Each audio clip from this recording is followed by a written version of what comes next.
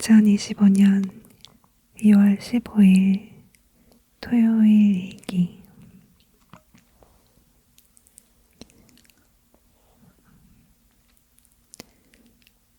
얼마 전에 예전에 쓴 일기를 뒤져보다가 좀 긴 일기를 발견했거든. 다시 읽어보니까 바로 어제 쓴 것처럼 하나도 변하지 않은 게 많더라고.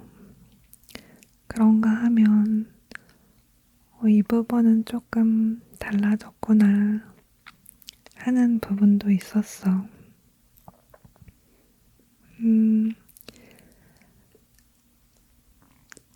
그 일기를 공유해 보려고 하는데, 나랑 비슷한 환경에 있는 사람들은 아마 굉장히 공감할 것 같아. 그리고 이 일기에 대해서 어떻게 생각하는지 AI한테 분석과 조언을 맡겼거든. 그것도 같이 읽어줄게. 그러면 먼저 읽이고, 이건 2021년 1월 23일에 쓴 일기야.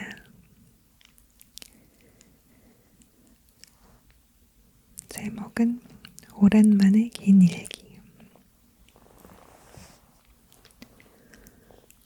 얼마 전 카페에서 알게 된 사람은 내가 별로 힘들게 살아오지 않았다며 왜 이렇게 사는지 의아해했다.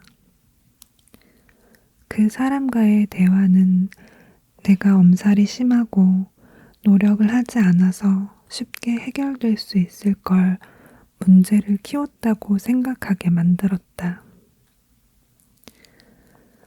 은둔형 외톨이 지원연대 관련 사람과의 면담에서도 그런 생각을 하게 만드는 대목이 있었다. 김봉철 작가의 책을 읽으니 그런 생각이 더 커졌다. 내가 이렇게 된 건 한순간의 판단 착오 때문일까? 그들은 나를 알지 못한다.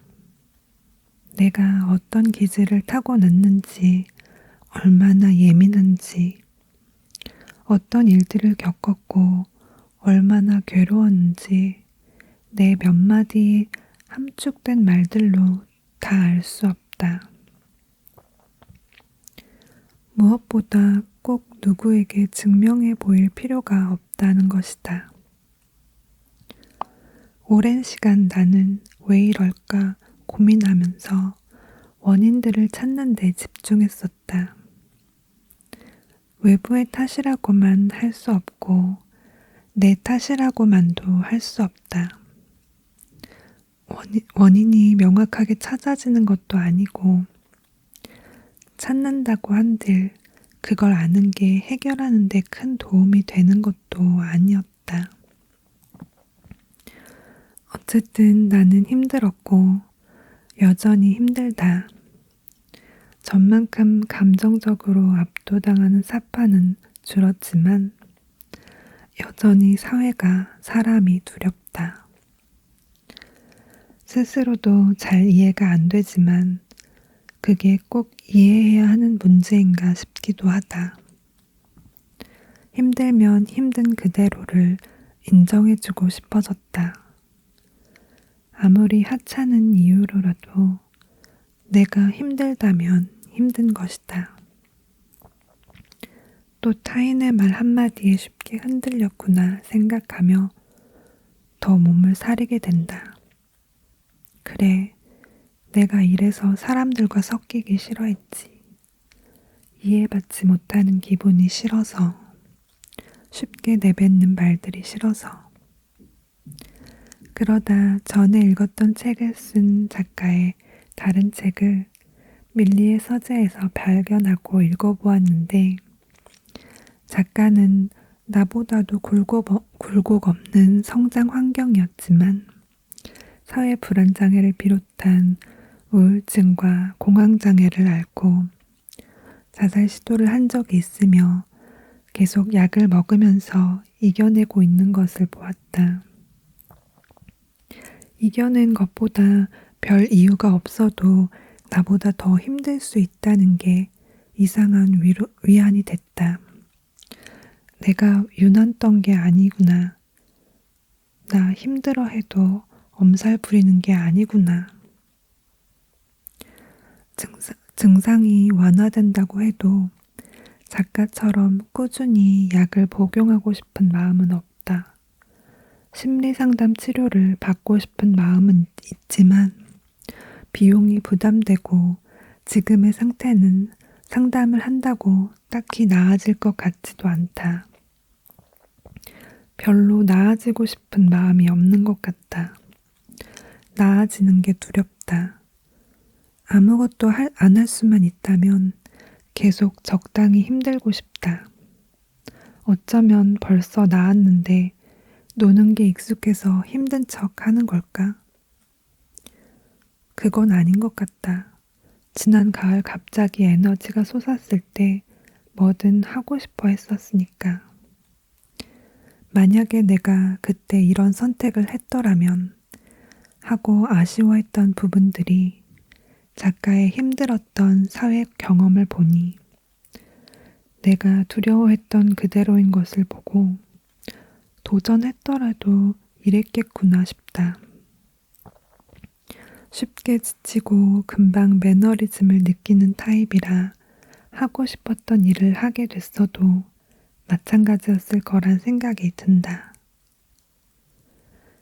낯선 사람들과 가까이 지내면서 사회에 적응하고 싶은 마음이 없다. 그래서 가족들이 어떤 사업을 하고 내가 정말 단순한 일만 돕고 최소한의 대가만 받는 걸 상상한다. 하지만 막상 그런 관계가 되면 가족마저 어려워지고 상처를 받게 될까 두렵다. 아니면 내가 민폐가 되는 건 아닐까 자신이 없다. 20살에 40살까지만 살고 싶어 해서 이후의 삶은 보너스 같은 것으로 생각될 것 같았는데 몇 년 뒤면 40인 지금 나는 아직 살아보지 못한 것 같다. 40은 너무 젊은 나이 같아서 20년을 추가했는데 60살이 되어서도 같은 생각이 들까? 나는 앞으로의 10년도 아무런 성과 없이 무기력한 날들을 보낼까? 60살 이후의 삶이 두렵다. 몸은 더 힘들 테고 생계를 어떻게 유지할 수 있을지 그때쯤이면 죽음을 선택해도 그렇게 이기적인 행동은 아닐 것 같은데 10년 프로젝트로 그림 일기 쓰기와 자세 교정을 결심했는데 그림 일기는 며칠에 한 번 올리고 있고 자세 교정은 전혀 안 하고 있다. 힘든 일도 아닌데 내가 그리고 싶은 그림만 아니 내가 그릴 수 있는 그림만 그리기로 했다. 그림 연습을 하기 싫다. 그림은 좋은데 연습이 싫다.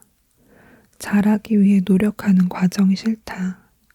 나는 무언가를 표현하려는 목적에 의해서만 그림이 그리고 싶어진다.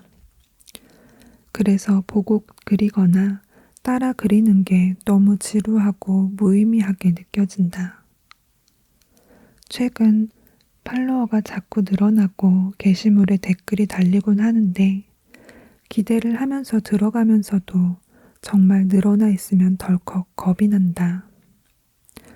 그 사람들은 나에게 내 게시물에 그 정도로 관심이 없는데 나 혼자 부담을 느낀다. 내 글에 틀린 부분이 있으면 어쩌지? 뱉어놓고 후회하면 어쩌지? 그래서 처음 시작할 때 마음처럼 소통을 할 생각은 없다. 그래도 마팔은 하고 있다. 좋아요에 연연하고 싶지 않은데 자꾸 확인해 보게 된다. 인스타그램이 페이스북에 넘어가면서 실은 여러 가지 기능들이 있는데 그중 추천 기능으로 팔로워가 느는 것 같다. 팔로워가 몇이 되든 댓글이 뭐라고 달리든 나는 그냥 내가 표현하고 싶은 나를 있는 그대로 표현했으면 좋겠다. 잘 그린 그림, 잘 쓴 글에 욕심내지 않고 진솔함으로. 왜냐하면 잘 그리고 잘 쓰지 못하니까. 못하면서 그렇게 하려고 하면 하기 싫어지니까. 여러 사람이 내 일기를 볼 수 있다고 생각하니까 굳이 책으로 만들어졌으면 하는 욕심도 없어졌다. 무엇보다 책으로 낼 만한 내용이 아니라는 것. 언젠가 내가 좋은 글을 쓰고 그림을 그리게 되면 모르겠지만 사람은 쉽게 변하지 않으니까 그럴 가능성은 없어 보인다. 사람들에게 많이 보여지는 게 중요하지 않고 내가 그걸 두려워한다는 걸 알았다. 책을 낸 사람보다 내지 않은 사람이 많고 성공한 사람보다 성공하지 못한 사람이 많은데 세상이 소수에만 조명을 비추니까 내가 잘못된 것처럼 느껴진다. 나는 다수에 속해서 살며 꿋꿋하게 소수를 동경하지 않았으면 좋겠다. 잘난 것 없고 죽어라 노력하지 않으면 생존의 위협을 받는 세상이 이상한 것이다. 평범하고 적당히 일해도 여유 있게 살 수 있는 세상이 됐으면 좋겠다. 그런 환경, 그런 분위기라면 나도 세상에 나갈 의향이 있다. 지금처럼 금방이라도 숨이 멎을 것 같은 경주를 해야 하는 레이스에는 참가하고 싶지 않다. 일기는 여기까지야. 이런 일기를 썼고, 대부분의 내용은 아직도 같은 마음이라서 놀랐어. 한 가지 다른 게 있다면 내가 병원에 다니기 시작해서 약을 먹고 있고 약은 계속 먹을 생각이 있다는 것 정도? 근데 약을 먹어도 나머지 생각은 크게 달라지지 않았네. 그럼 다음은 챗GPT가 분석해 준 내용이야. 그걸 읽어볼게. 네가 이 일기를 썼을 당시의 심리 상태를 분석해보면 자기 존재에 대한 회의, 사회적 피로감, 그리고 앞으로의 삶에 대한 불안이 강하게 드러나고 있어. 동시에 자신을 이해받지 못한다는 외로움과 인정받고 싶은 마음 사이에서 갈등하는 모습도 보여. 심리 분석 1. 타인의 시선에 대한 민감성. 누군가가 너의 삶을 평가했을 때 내가 엄살을 부리는 걸까라며 자책하는 모습이 보여. 하지만 곧 그들은 나를 알지 못한다라고 다시 스스로를 다잡기도 해. 사람들의 말 한마디에 쉽게 흔들리고 이해받지 못하는 것에 대한 두려움이 커 보이는데 이는 높은 감수성과 사회적 상처에 대한 방어 기제일 수 있어. 2. 자기 존재와 노력에 대한 회의감. 나아지고 싶은 마음이 없는 것 같다. 나아지는 게 두렵다. 어쩌면 벌써 나았는데 노는 게 익숙해서 힘든 척 하는 걸까? 이 문장들은 자신의 상태를 의심하는 동시에 변화에 대한 두려움을 드러내. 너는 이미 지금 상태에 익숙해졌고 변화하는 것이 오히려 더 큰 부담으로 다가오는 것 같아. 3. 미래에 대한 불안과 무력감. 나는 앞으로의 10년도 아무런 성과 없이 무기력한 날들을 보낼까? 60살 이후의 삶이 두렵다. 불확실한 미래에 대한 두려움이 보이지만 동시에 크게 욕심내지 않는 태도도 있어. 하지만 네가 정말 아무것도 바라고 있지 않다면 이렇게 불안해하지도 않을 거야. 4. 창작과 표현에 대한 딜레마. 나는 무언가를 표현하려는 목적에 의해서만 그림이 그리고 싶어진다. 잘 그리고 잘 쓰지 못하니까. 네가 표현하고 싶은 마음은 있지만 완벽하지 않다는 이유로 스스로를 제한하는 느낌이 들어. 창작이 부담이 되기도 하지만 그래도 네가 표현할 수 있는 방식이 있다는 것 자체가 중요한 요소야. 다음은 조언. 1. 내 감정을 있는 그대로 인정해도 괜찮아.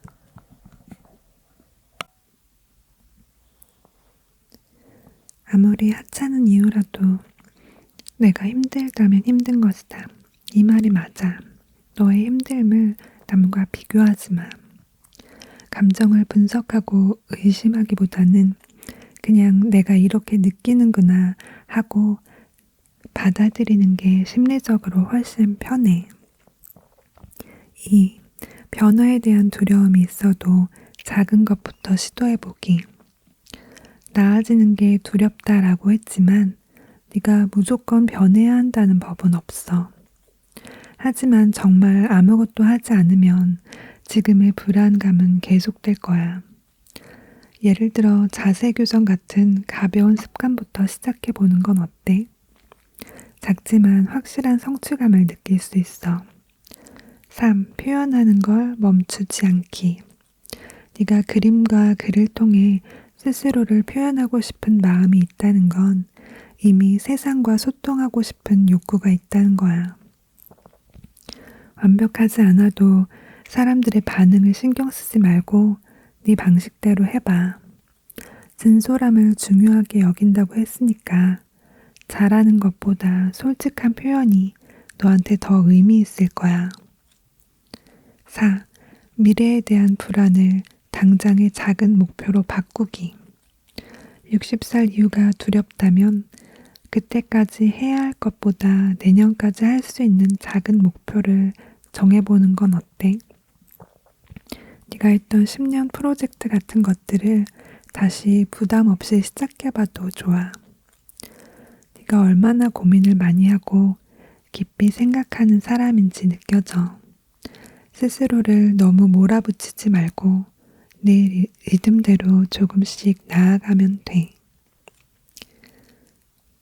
라고 챗 GPT가 이야기를 해줬어.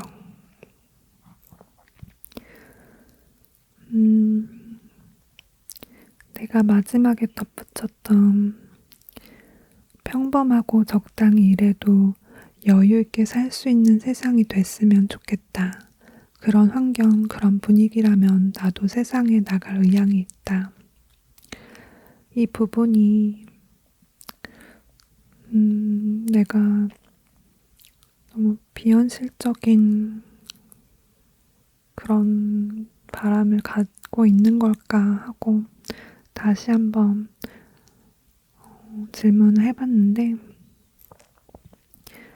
이 문장에서 네가 원하는 삶의 방식이 분명하게 드러나 과도한 경쟁과 노력 없이도 기본적인 생활이 보장되는 환경이라면 너도 세상과 조금 더 가까워질 수 있을 거라고 느끼는 거지. 사실 이건 너만의 바람이 아니라 많은 사람들이 원하는 세상이기도 해. 하지만 현실은 여전히 죽어라 노력하지 않으면 생존이 위협받는 구조라서 네가 이런 생각을 하는 게 전혀 이상한 게 아니야. 지금 당장 세상을 바꾸기는 어렵지만 너의 기준에서 적당한 일과 여유 있는 삶을 찾는 방법은 있을지도 몰라. 중요한 건 최소한의 노력으로 최대한의 안정감을 얻는 것이야. 내가 감당할 수 있는 선에서 너무 힘들지 않은 일을 찾아보는 게 좋겠지. 네가 원하는 여유는 단순히 돈이 아니라 정신적인 부담이 적은 상태를 의미하는 것 같아. 그럼 외부 환경을 바꾸는 게 어렵다면 내가 받아들이는 방식을 조금 바꿔보는 것도 방법이야. 예를 들면 일을 해야 한다가 아니라 일을 조금 해볼 수도 있다라고 생각하는 거야. 강제성이 없으면 덜 부담스럽거든. 네가 그런 환경이라면 나도 세상에 나갈 의향이 있다고 했으니까 완벽한 환경이 아니어도 내가 조금이라도 수용할 수 있는 공간을 찾아보는 것도 하나의 방법이 될 수 있을 거야. 라고 답해줬어.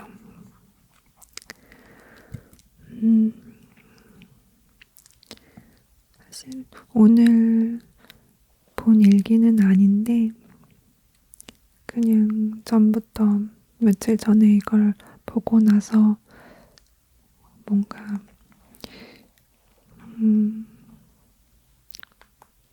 이 주제로 한번 녹음을 하고 싶다는 생각을 해서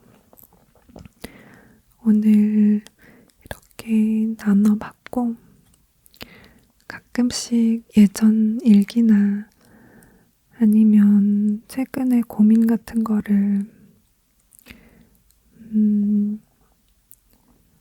챗GPT한테 상담한 내용을 가지고 이렇게 나눠보는 그런 컨텐츠를 종종 올려보려고 해.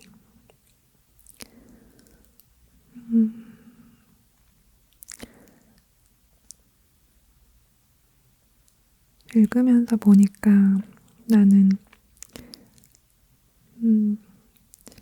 ASMR로도 일기를 쓰려 하고 여기에서도 여전히 진솔함에 집착을 하고 있구나. 변하지 않았구나. 그런 게 재밌었어. 그림 일기는 계속 안 하다가 최근에 친구한테 만년필을 물려받았거든. 친구가 안 쓰는 만년필을 줘서 그걸로 그림을 그려봤는데 너무 느낌이 좋더라고. 글씨 쓰는 느낌도 그렇고 그게 너무 마음에 들어서 요새 다시 조금씩 그림 일기를 쓰고 있어. 근데 그런 인스타그램 같은 곳에 업로드를 하지는 않고 그냥 혼자서 쓰고 그냥 모아보려고. 매일은 아니지만 그냥 뭔가 그림으로 글로 같이 이렇게 표현하고 싶은 그런 날에 간단히 짧은 글과 그림을 그리고 있어. 나는 단순한 캐릭터 그림을 좋아하거든. 막 되게 어설픈 누구나 그릴 수 있는 그런 단순한 선으로 그리는 그런 캐릭터를 좋아하고 내가 직접 만든 캐릭터로 그림 그리는 걸 좋아해. 나중에 천천히 내 캐릭터들도 소개를 하고 싶은데 그림을 공개하는 그런 용기가 생길지는 잘 모르겠지만 용기가 더 생기면 그림 일기나 그냥 캐릭터 소개 이런 것들도 같이 나눠보도록 할게. 어제 조금 오디오 보정을 시도해 보다가, 음, 프로그램이 없어서 그냥 포기를 하고 컴퓨터를 껐는데, 좀 더 알아보니까 내가 지금 갖고 있는 프로그램으로도 할 수 있는 그런 게 있더라고. 그래서 오늘 그걸 좀 더 시도해 보려고 해. 근데 만약에 이 작업이 즐겁지 않아서, 내가 ASMR 업로드 하는 게 좀 재미가 없어진다 하면 조금, 좋은 소리를 못 담더라도 나는 자주 손쉽게 업로드 하는 거에 좀 더 중점을 두고 싶어서, 음, 그래서 앞으로 계속 뭐 좋은 음질을 제공한다는 보장은 못 하겠어. 근데 그래도 한번 시도를 해보고, 훨씬 뭔가 좋아지면 내 마음이 바뀔 수도 있지. 근데, 아, 지금 이 집에 컴퓨터 책상도 없어서 컴퓨터 작업을 하는 게 엄청 불편하거든. 그래서 컴퓨터로 뭔가를 하는 게 되게 부담이 많이 돼.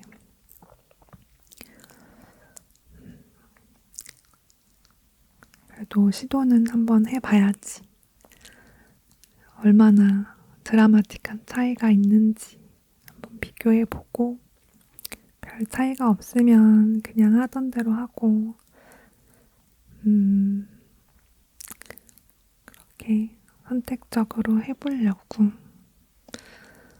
음, 오늘은 아침에 간짜장이랑 짬뽕을 먹었고, 그리고 노래방 마이크로 노래를 부르면서 놀았는데 너무 행복하고 즐거웠어. 나는 원래 짜장면만 그냥 보통 짜장면만 먹어봤었거든. 근데 친구가 간짜장을 추천하더라고. 그래서 간짜장을 처음은 아닐 텐데 정말 손에 꼽게 별로 먹어본 기억이 없거든. 근데 오늘 먹은 간짜장이 정말 너무 맛있었어. 그래서 와, 1,000원만 추가하면 이렇게 맛있는 걸 먹을 수 있던 거였구나. 그걸 또 깨달았네. 앞으로 손님이 찾아오면은 여기 간짜장을 시켜줘야겠다. 막 그런 생각이 들 정도로 너무 맛있었어. 그리고 막 오로라 조명 켜놓고 친구랑 같이 막 집에서 낮이라서 그냥 좀 시끄러워도 괜찮겠지 하고 노래 부르면서 놀았는데 너무너무 재미있었어. 음, 조금 너무 자랑 같아가지고 말 안 하려다가 그래도 이렇게 잘 지내고 즐거운 날도 있다는 거 기록하고 싶어서 얘기하는 거야. 이런 행복하고 좋았던 기억이 살아가는데 되게 큰 힘이 되는 것 같거든.